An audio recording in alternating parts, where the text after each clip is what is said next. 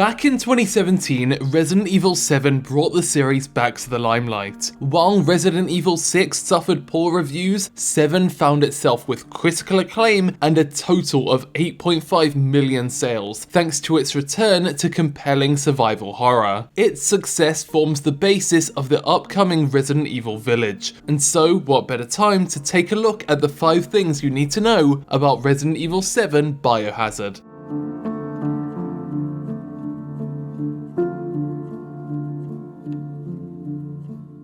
While Resident Evil VII came out in 2017, people had been playing it long before that, even before it was announced. They just didn't know it. At E3 2015, a load of developers created demos that could be used with PlayStation VR and invited members of the press to try them out. And a bunch of these were released the next year as PSVR launch titles. But there was one exception: Capcom's demo, titled Kitchen. In fact, they didn't even release any footage of it, and instead encouraged press to film their co-workers playing it instead. A year later, we finally saw Kitchen again, but this time as Resident Evil VII. There was a tiny hint in the logo where they made the T look a bit like a 7, but it went largely unnoticed.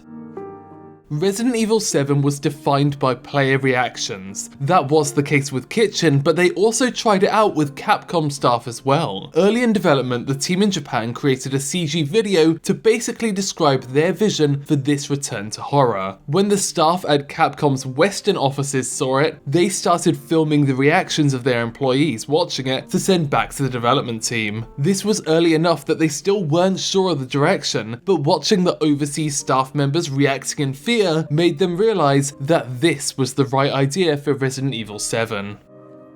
However, these ideas didn't come out of nowhere, and in reinventing Resident Evil VII, they took on a load of influences from film to games. While a lot of people have talked about the influences of Amnesia: The Dark Descent, which in itself was inspired by early Resident Evil titles, one of the standout game influences for the director of 7 was actually Gone Home, a first-person exploration game released in 2013 where you explore a house and try and figure out what's happened. That kind of exploration ended up inspiring the environmental storytelling of Resident Evil VII.